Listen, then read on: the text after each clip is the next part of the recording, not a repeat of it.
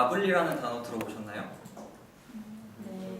나블리는 축구선수 박주호 씨의 딸 박나은 양의 사랑스러운 별명입니다. 슈퍼맨이 돌아왔다가 끝나고 몇 시간 뒤 네이버 TV 탑5 영상 중 무려 4개가 슈퍼맨이 돌아왔다일 만큼 육아 예능은 남녀노소를 불문하고 대중에게 많은 사랑을 받고 있습니다.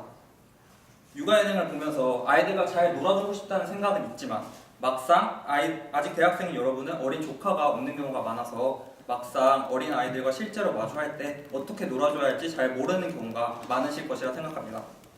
저도 처음에 그랬지만 이번 학기에 서울대학교 백학 어린이집에서 놀이 보조교사로 봉사활동을 하면서 선생님께 여러 팁도 배우고 또 실제로 아이들과 활동을 하면서 제 나름대로 방법을 정리한 결과 어린이집 선생님께 잘 어울리고 있다는 칭찬을 받기도 했습니다. 저는 오늘 여러분께 아이들과 효과적으로 놀이하는 2가지 방법에 대해 말씀드리려고 합니다.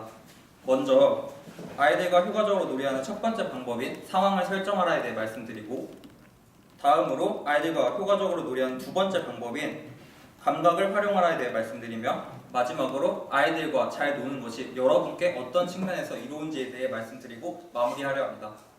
그럼 먼저 아이들과 효과적으로 놀이하는 첫 번째 방법에 대해 말씀드리겠습니다. 아이들과 효과적으로 놀이하는 첫 번째 방법은 상황을 설정하라입니다. 슈퍼마리오 게임 다들 해보셨나요? 슈퍼마리오 쉽게 비유하면 상황을 설정하는 것은 아이들이 슈퍼마리오가 되도록 상황을 만들고 공주를 구하는 것과 같은 일종의 퀘스트를 부여하는 것입니다. 그렇다면 과연 내가 어느 정도 개입해서 상황을 만들어야 할지, 또 상황을 만들고 나서는 어떤 질문을 하면서 이어가야 할지 고민이 될 것입니다. 먼저 개입의 정도에 관한 한 연구를 소개하겠습니다.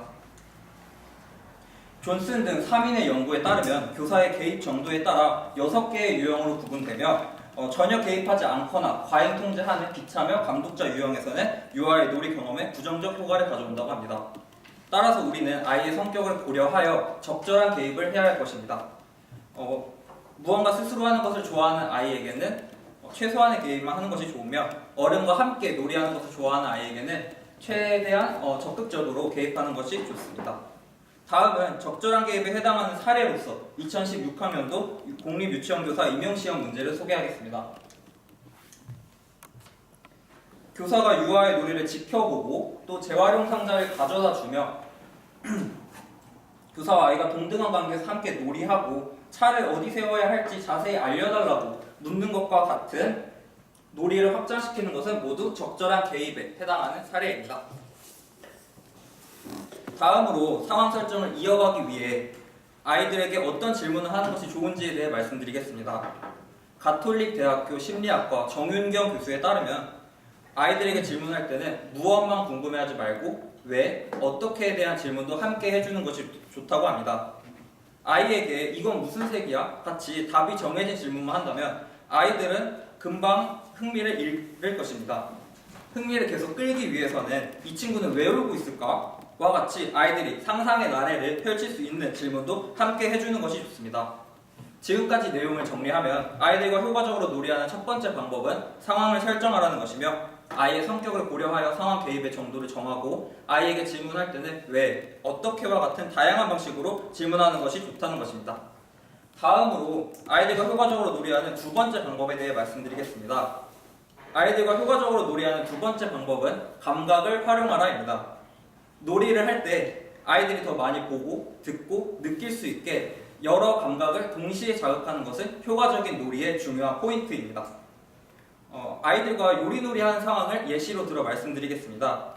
아이들이 주는 요리를 맛있게 먹는 것은 기본이며, 여기에 더해 여러 감각을 자극하기 위해 만화영화 캐릭터나 동요를 활용하면 더 재밌는 요리놀이를 할 수 있습니다. 다음은 최근 아이들에게 인기 있는 만화 뽀로로의 등장인물 소개 페이지입니다. 아이들이 좋아하는 뽀로로, 루피, 그리고 에디 인형을 새로운 인물로 투입하여 에디가 햄버거 먹고 싶대, 햄버거 만들어 볼까? 라고 제안하면 귀여운 캐릭터가 아이들의 눈을 즐겁게 하고, 아이들이 수박을 줄 때 커다란 수박 하나 잘 익었나 통통통과 같이 동요를 불러주면 아이들의 귀를 즐겁게 하여 보다 적극적인 참여를 유도할 수 있습니다. 지금까지 내용을 정리하면 아이들과 효과적으로 놀이하는 2번째 방법은 바로 감각을 활용하라는 것이며, 놀이를 할 때 여러 감각을 동시에 자극해주는 것이 좋다는 것입니다.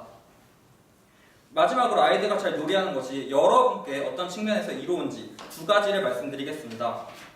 첫째, 아이들과 놀이하다 보면 여러분의 스트레스가 해소되고 보람을 느낄 수 있습니다. 저는 얼마 전에 피곤한 몸을 이끌고 어린이집에 갔습니다.